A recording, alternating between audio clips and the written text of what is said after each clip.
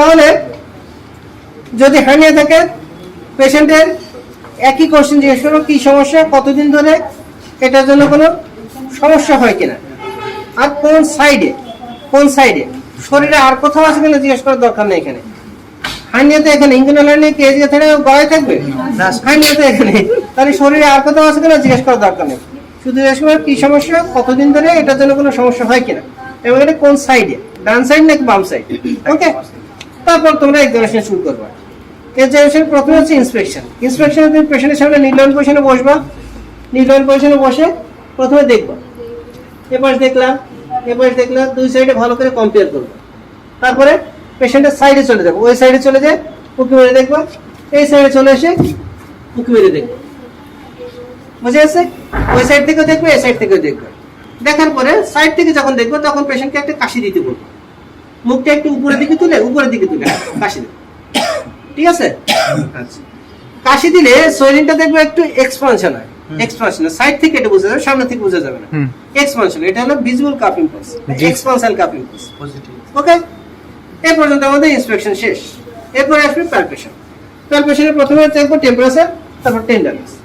Temperature দেখলাম এখানে এই সাইডের সাথে, এখানে কম্পেয়ার করলাম টেম্পারেচার, টেন্ডারনেস। এখানে ব্যথা আছে কোনো? অল্প ব্যথা আছে, টিস করে ব্যথা করে, তাই তো? এই চাপ দিলাম, মুখের দিকে তাকালাম, ঠিক আছে?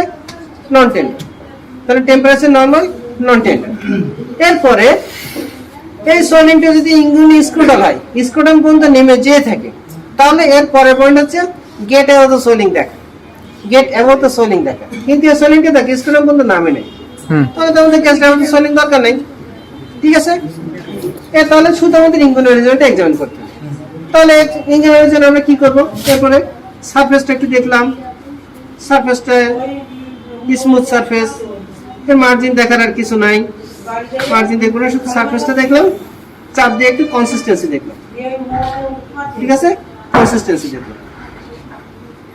এরপরে এখানে হাত রেখে পেশেন্টকে আরেকটা কাশি দিতে বলবো, মুখটা উপরে দিকে তুলে কাশি দিতে।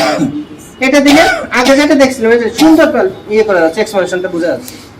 আগে যেটা দেখেছিলাম এক্সপানশন হচ্ছে, সেটা তুমি হাত দিয়ে পেশেন্ট কাশি দিতে বললে এটা এক্সপানশনটা হাতে ফিল করবে, এটা হলো প্যালপেবল কাপ ইম্পালস। বুঝে গেল?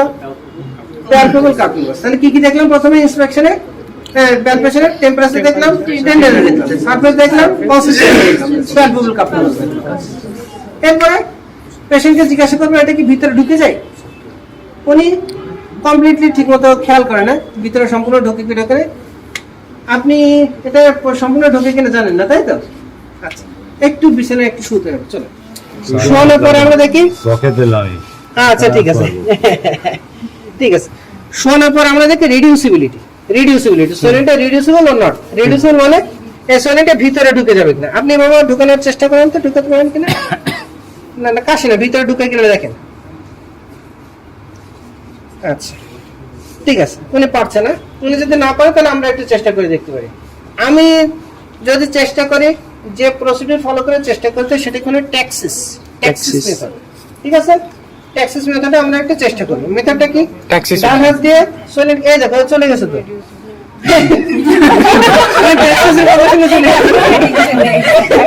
রিডিউসিবল ইনহেলার নিয়ে আছে। এই কেউ কি জাদু করছে নাকি? দাদা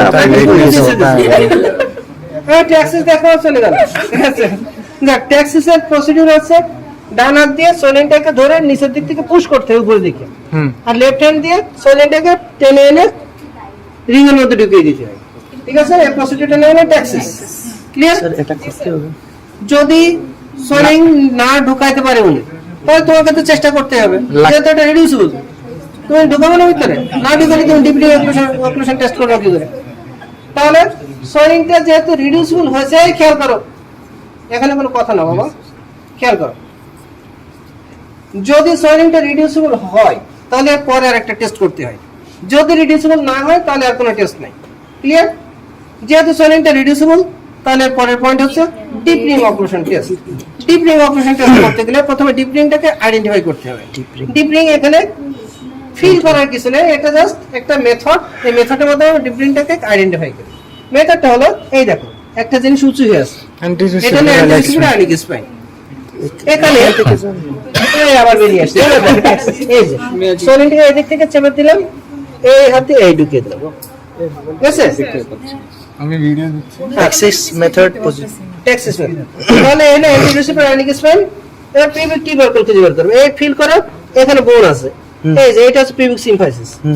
পিভিক সিম্ফাইসিসের ল্যাটারাল বর্ডার, ল্যাটারাল পয়েন্ট যেটা, এটা হলো পিভিক টিউবারকুল, এই সাইডে এটা হলো পিভিক টিউবারকুল। তাহলে পিভিক টিউবারকুল অ্যান্টিসিপিটানিক স্পাইন এর মিড পয়েন্ট এর 1.25 সেন্টিমিটার উপরে, এখানে ম্যাকবার্নিস। ম্যাক বার্নিস এখানে না ডিপ রিং, এটা ডিপ রিং। আমার আগুনের পজিশন দেখো, আবার দেখাচ্ছি অ্যান্টিসিপিটানিক স্পাইন, পিভিক টিউবারকুল। দুই আঙুল দিয়ে আমি দুইটা ইন্ডেক্স ফিঙ্গারতে দেখালাম, এর মিড পয়েন্টে মিড থাম্ব দিয়ে আইডেন্টিফাই করলাম একটু, এই যে তুমি থাকবে এরকম পজিশনে, ঠিক আছে? তাহলে তোমাকে ফিল করে করে এই যে এইভাবে ফিল করতে করতে এই পয়েন্টটা ফিল করবে, দেখা যাচ্ছে বলে যে এটা ধরে নেবে তা না। এই যে আইলেক বোন বরাবর আসতে থাকবে, এসে এই যে একটা পয়েন্ট, এটা এখানে ফিল করে করে পিভিক সিম্ফাইসিস ল্যাটারালি পিভিক টিউবারকুল, এই দুইটার মিড পয়েন্ট হচ্ছে এইটা, এর থেকে 1.25 সেন্টিমিটার উপরে, এই যে এখানে। এই সাইডে আমাকে বাম হাত দিয়ে চাপ দিতে হবে, এই সাইডে যদি হয় তাহলে ডান হাতে থামতে চাপ দিতে হবে। এখানে যদি আমি এই হাতে চাপ দিই তাহলে এরপর হার্নিয়া যদি বেরিয়ে আসে আমি দেখতে পারবো? তাহলে তোমাকে চাপ দিতে হবে অবশ্যই বাম হাত দিয়ে। বাম হাতে চাপ দেওয়ার পরে এরপরে পেশেন্টকে বলতে হবে আপনি আরেকটা কাশি দিন। হ্যাঁ, wait wait wait wait wait, এবার চাপ কাশি দিন, দেখো বেরোচ্ছে। তাহলে ডিপলিং অক্লুশন টেস্ট Negative. অক্লুশন মানে কি? অক্লুড করে দিতে বললাম, বন্ধ করে দিতে বললাম। এই দরজা যদি বন্ধ করে তাহলে তোমরা কি বেরোতে পারবা? তো দরজাতে বেরোয় কে? এখানে ডিপলিং দিয়ে বের হয় কোন হার্নিয়া?